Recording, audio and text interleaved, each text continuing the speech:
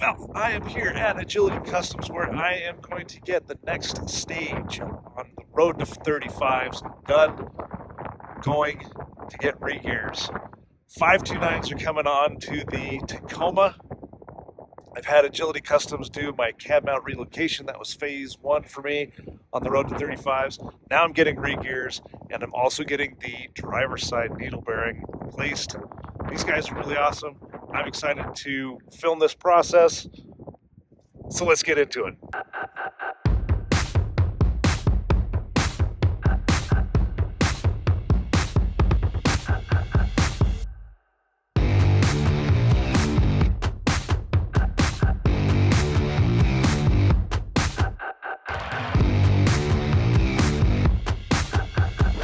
Well, I am here with Jeffrey, also known as the Yoda Guy on Instagram, here at Agility Customs, where the Tacoma is getting a re-gear.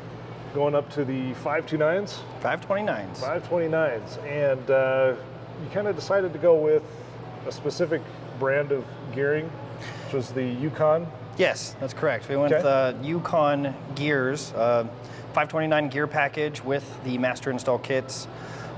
Yukon is just a really well-known brand. They're a big company. They're easy to work with. They make high-quality gears.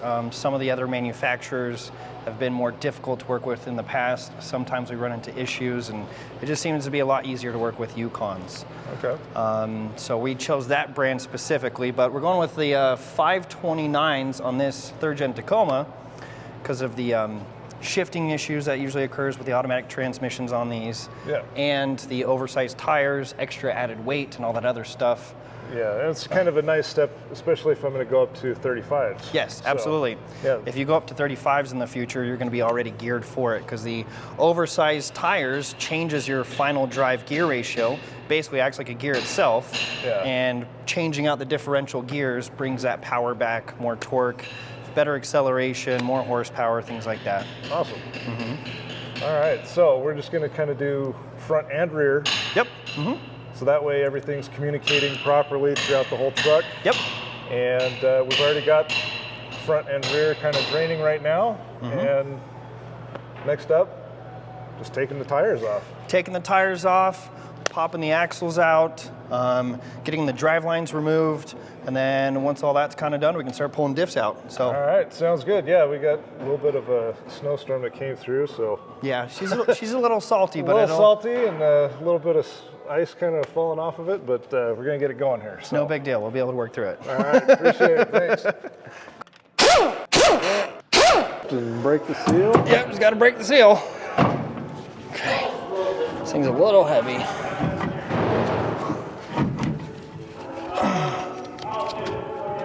There we go. There's the Toyota 875. And then this is the lock mechanism. Well, this is the lock detection switch ring. This is the wire that goes into the magnet, because there's a magnet housed right here. And then it pushes this thing over that locks the spider gears internally. And then that mechanism is attached to this ring. So when that thing moves over, it's locked. And that's how the truck knows it's locked. Now, one of the main things we're going to be taking care of is, there we go. Yeah, we're going to be taking care of the needle bearing on the front diff on the driver's side. I'll do a twofer, a re-gear and a clamshell bushing. There we go. Now, this is something that you recommend doing whenever doing a re-gear on these third-gen Tacomas, is to do that front needle bearing. Absolutely.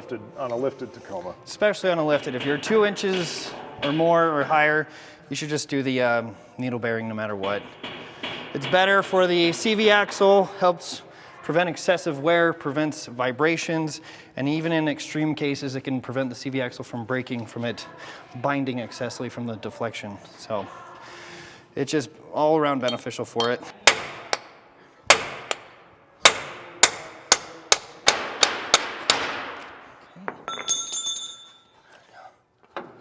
Bing, bada, boom. Needle bearings is right in there. That little guy right there. That's going bye-bye. All right, now the trick here is don't drop the diff. It's a real fun game. So she has to be tilted really far forward for it to clear. Once you get the tilt down, it just comes right out. Now this is why they call this a clamshell. It's because the differential's housed inside of here. It's basically in two pieces, kind of like a clamshell. Yeah. Two halves kind of sandwiched together. That's where this diff gets its name, as a clamshell.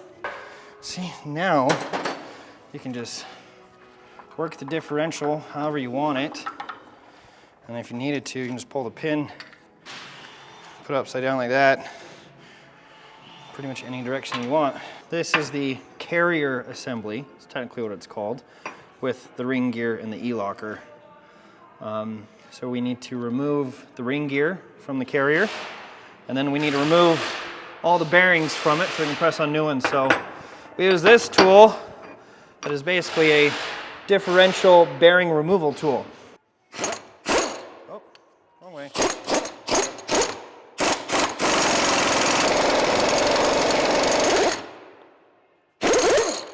And the bearing's off.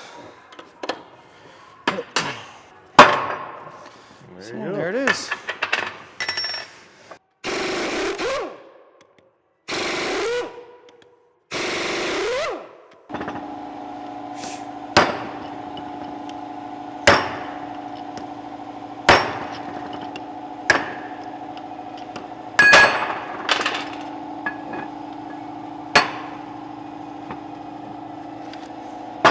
There we go.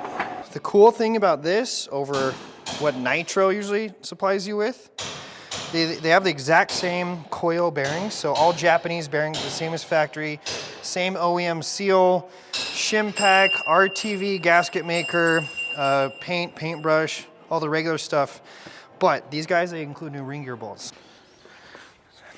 New stuff. There's the factory.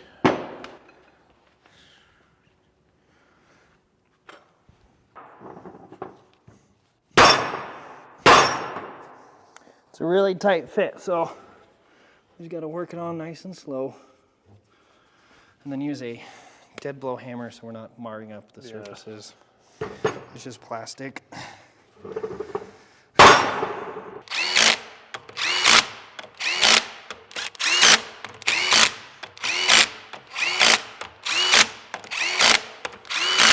Premium coil Japanese bearings.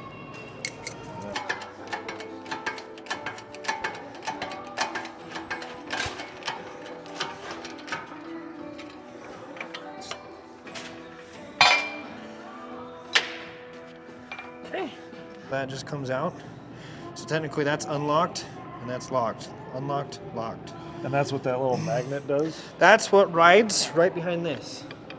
See this ring? Yeah, yeah. This goes all the way around it, and that detection switch just touches this ring, and then when it's locked, it goes boop, closes in, and boop, pops that thing out. Okay. And then that just tells the computer, like, hey, we're locked. Oops. There we go. There it goes. Just take that off. Bam. There's your old pinion bearing and pinion gear. There's your gear ratio. Yep. Well, difference anyway. That's the difference, yes. Yeah. This is better for high-speed cruising and stuff like that, but you lose a lot of bottom-end torque with this. This gives you more power, more torque, more horsepower because there's less teeth. So now we take our pinion gear. See, we're just going to put it up through the bottom. Find the hole. So make sure this is all straight. Okay, all that. There we go. And now I'm going to hold the bottom with my one hand, applying force, and then basically just hammering into the palm of my hand. We'll check to see how close we are. We want to get some threads showing there so we can get the pinion flange nut on it so we can tighten it. That's probably good.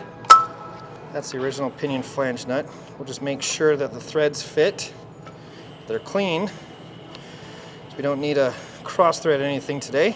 Nope, that'd be bad. That'd be real bad. That's why we double check everything. And then to ease an installation on this, there's gonna be a high amount of friction on this nut. So I'm just going to make sure that the threads are lubricated. And where the nut sits on the pinion flange, I don't want it to gouge anything in there.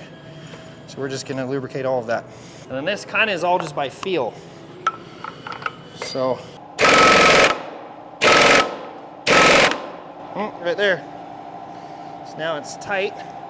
So now we've just applied pinion bearing preload.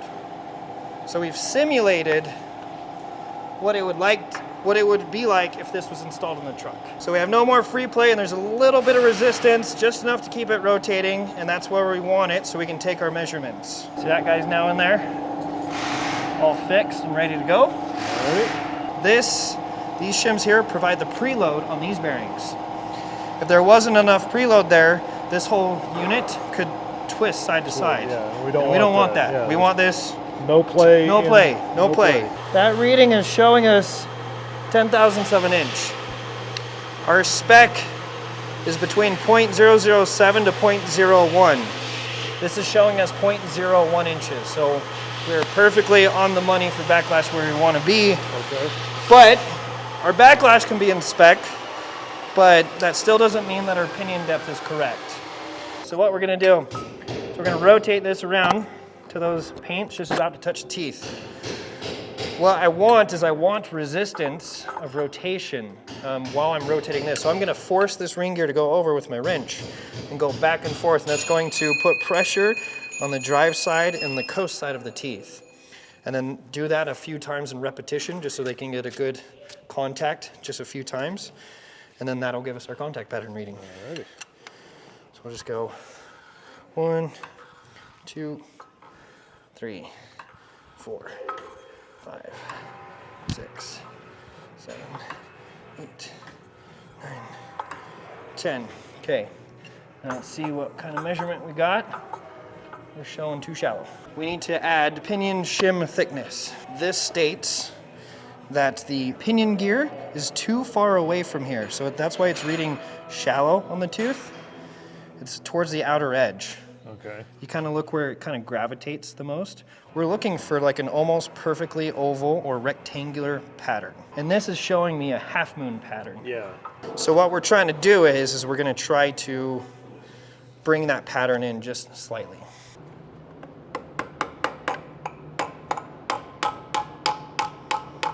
So it's a little bit tighter than before.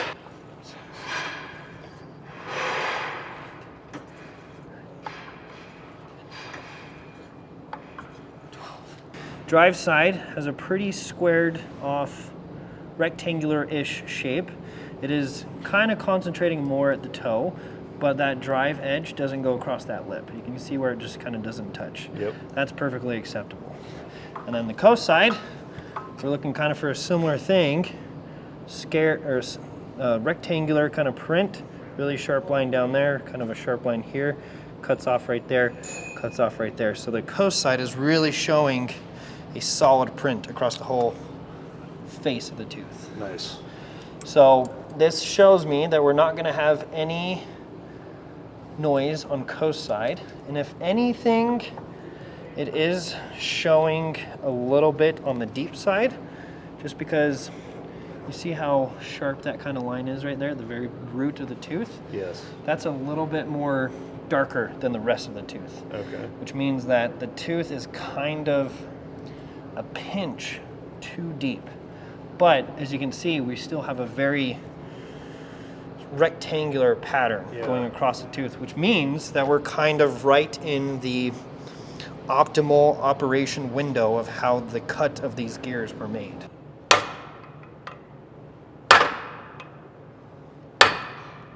Okay, and then we'll use this other one that's a little bit more blunt to kind of just make sure it's all good.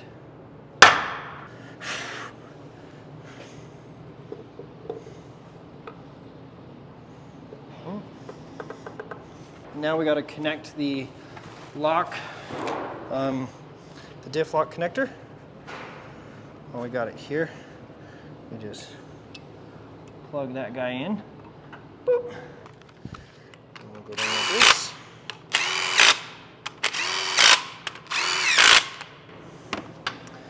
And torque wrench. Bam, done. It's ready to go back in the truck. Well, Mumphy Mafia, that's going to wrap up day one, in which the rear has been completed and is ready to go back into the truck. Stay tuned for part two, which is going to cover the front diff. I do have quite a bit more video footage talking about the process. If you'd like a longer form video rather than this kind of quick overview, let me know down in the comment section if that is something that you would be interested in checking out. And I'll put together more of a longer video that has more information on regearing the truck. I gotta thank Jeffrey, the Yoda guy, for sharing all of that knowledge with me during the process of this. It was great information to have. So if that's something that you're interested in, leave a comment down below. Let me know if you'd like to see that. Also, if you're interested, check out the Mumphy website, mumphy.us. I do have some merch over there, just some other information. Sign up for the email list. I am trying to do a little bit better on sending out information, deals, things like that, to let you guys know when stuff is coming up. Plus, I have my complete mod list over there as well, if you are interested in picking up anything I have on the Tacoma. If you haven't already, smash that like button, subscribe for more videos like this.